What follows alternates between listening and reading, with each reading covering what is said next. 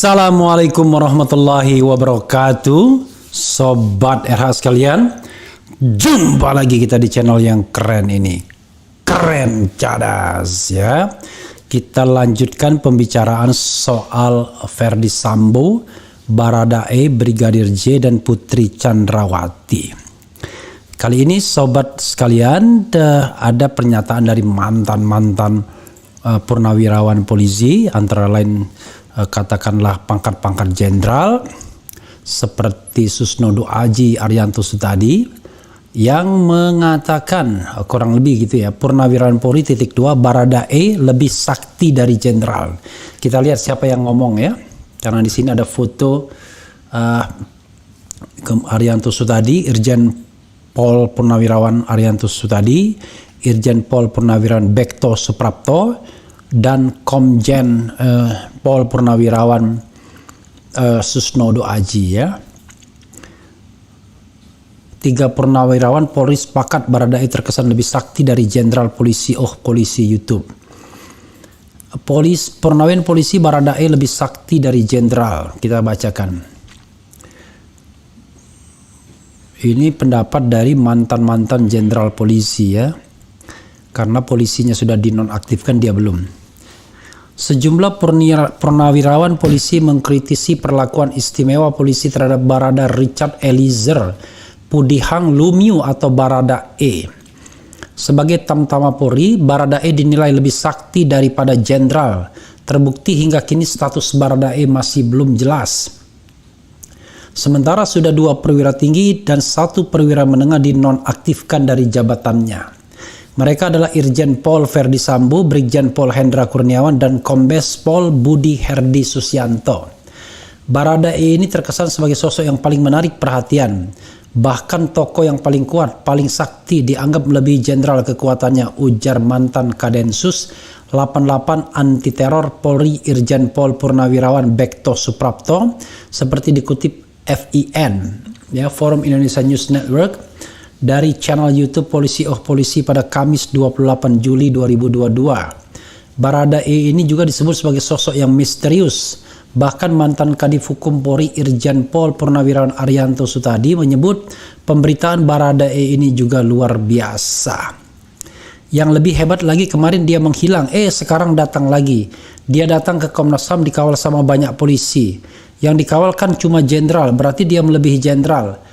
Ada perwira yang mengawal, mungkin besok-besok dia bisa jadi saksi, jadi tersangka atau enggak jadi. Makanya itu kenapa dia disebut sakti timpal Arianto. Dia mengaku sampai saat ini tidak pernah mendengar Baradae pernah diperiksa, namun Arianto meyakini Baradae sebenarnya sudah diperiksa oleh penyidik. Baradae sudah pasti diperiksa oleh penyidik maupun tim khusus yang dibentuk Kapolri. Kenapa?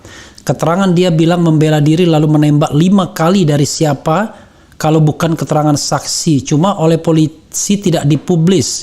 Karena itu dianggap bisa mengganggu jalannya penyidikan. Itu lucunya, alasannya kan sering begitu polisi papar mantan Kapolda Sulawesi Tengah ini. Dia mengkritik institusinya sendiri ya. Menurutnya nalar publik sudah meyakini bahwa Baradae lebih sakti, padahal jenderal saja sudah dinonaktifkan.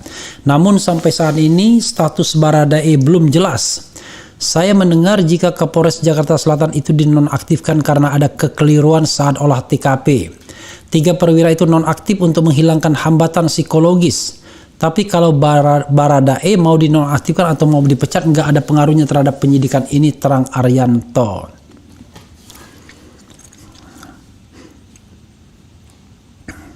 Seperti diberitakan, aksi baku tembak yang terjadi di kediaman Kadif Propam Polri Irjen Pol Ferdy Sambo terus diselidiki. Informasi yang dihimpun tim penyidik, insiden penembakan terjadi karena Brigadir Nopriansya Yosua Huta Barat atau Brigadir J diduga melecehkan istri Ferdy Sambo, yaitu Putri Chandrawati. Yosua disebut masuk ke kamar istri Ferdy Sambo dan menodongkan pistol. Berdasarkan keterangan dan barang bukti di lapangan bahwa Brigadir J memasuki kamar pribadi Kadif Propam dan melecehkan istri Kadif Propam dengan menodongkan senjata, kata Karopenmas Divisi Humas Polri Brigjen Pol Ahmad Ramadan di Jakarta Senin 11 Juli 2022. Melihat kehadiran Brigadir Nopriansya Yosua Huta Barat di dalam kamarnya, istri Ferdy Sambo teriak histeris. Teriakan istri Verdi Sambo itu didengar oleh Baradae yang saat itu berada di lantai 2. Dia pun berlari turun ke lantai 1 dan menuju ke arah kamar pribadi komandannya. Melihat kedatangan Baradae, Brigadir Joshua menegurnya. Karena panik, Joshua langsung menodongkan senjata dan menembak Baradae. Dia pun menghindar. Baradae pun membalas menembak tembakannya mengenai sasaran dan menewaskan Brigadir J. Paper Ramadan. Saat peristiwa itu terjadi, Verdi Sambo tidak ada di rumah. Dia tengah menjalani tes PCR. Dari hasil olah TKP, Brigadir Joshua melepaskan tembakan sebanyak 7 kali, sedangkan Baradae membalas tembakan 5 kali. Verdi Sambo mengetahui peristiwa itu setelah ditelepon oleh istrinya yang berteriak histeris. Mendengar teriakan istrinya, Verdi Sambo langsung bergegas menuju kediamannya di kawasan Duren 3, Jakarta Selatan.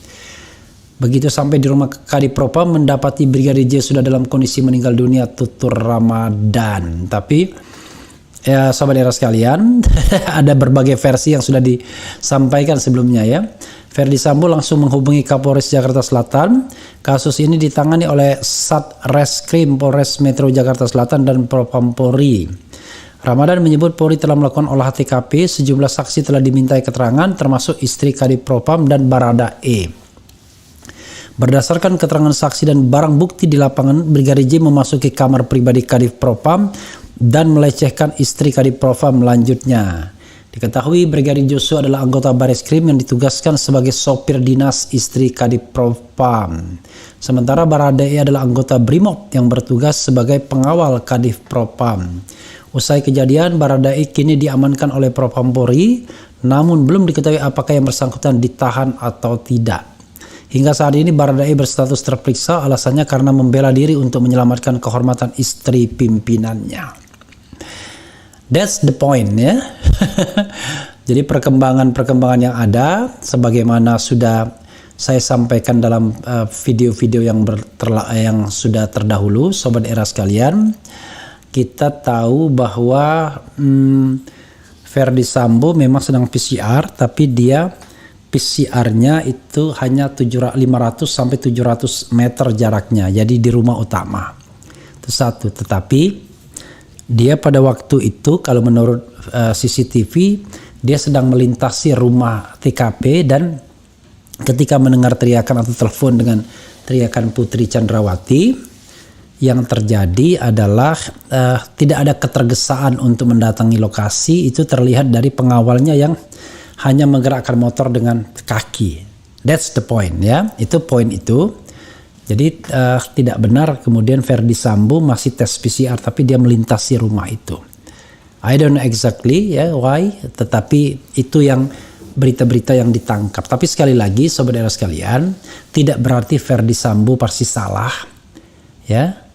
Cuman masalahnya adalah ketika dimuat motif pelecehan seksual, maka jaraknya hanya 3 menit kalau menurut CCTV kalau itu dilakukan. Jadi mulai dari Putri Chandrawati masuk kamar pukul 17.09 ya kan, kemudian dan Brigadir Joshua meninggal diperkirakan 17.11. Jadi bahkan ya less than 3 menit lah. Jadi jaraknya 9 sampai 11. Ya, anggap saja 3 menit ya. Menit ke 9, menit ke 10, menit ke 11. Tetapi itu it doesn't make sense, tidak masuk akal kalau seandainya time frame itu yang dipakai, karena bagaimana mungkin masuk kamar mau melecehkan, menodongkan pistol, lalu berteriak, keluar, naik tangga, kemudian ditembak dan lain sebagainya. Jadi itu yang dianggap tidak masuk akal. Karena itu kemudian ada skenario lain yang mengatakan bahwa ini adalah pembunuhan berencana yang dilaporkan oleh pihak keluarga. Jadi sobat era sekalian, kembali kepada Baradae ya, yang dianggap lebih sakti daripada jenderal. Memang sampai sekarang kita bertanya-tanya kenapa Baradae ini tidak ditetapkan sebagai tersangka dulu misalnya. Kan yang jelas bahwa yang harus diselidiki adalah orang yang mati karena dalam kondisi tidak wajar. Nah, kalau dalam mati kondisi tidak wajar tersebut sudah ada penembaknya, kan penembaknya bisa saja kemudian ditetapkan sebagai tersangka, ya kan? Karena dia sudah mengaku menembak, kemudian ada barang buktinya, ya. Karena pengakuan juga alat bukti dan dia sendiri ada barang buktinya. Perkara kemudian nanti dia akan dibebaskan atau misalnya karena ada sesuatu, itu soal lain. Harusnya begitu. Tapi ini tidak terjadi ya. Lama sekali prosesnya. Dia Baradae pokoknya seperti digantung. Apakah kemudian dia akan dijadikan tersangka atau tidak. Padahal kalau misalnya dari awal Polri meyakini Baradae ini melakukan penembakan, maka ya minimal dia tersangka lebih dulu. Perkara kemudian nanti dibenarkan karena membela diri, itu soal lain. Itu saja Sobat Era sekalian, mudah-mudahan ini segera terkuak ya. Tetapi sekali lagi, ini hanya sekedar pantauan dan kita belum tahu yang sebenarnya seperti apa. Jadi banyak sekali informasi yang berseliweran, kita berusaha mencari, mendudukkannya dalam proporsi yang sesungguhnya. Wassalamualaikum warahmatullahi wabarakatuh. Ciao.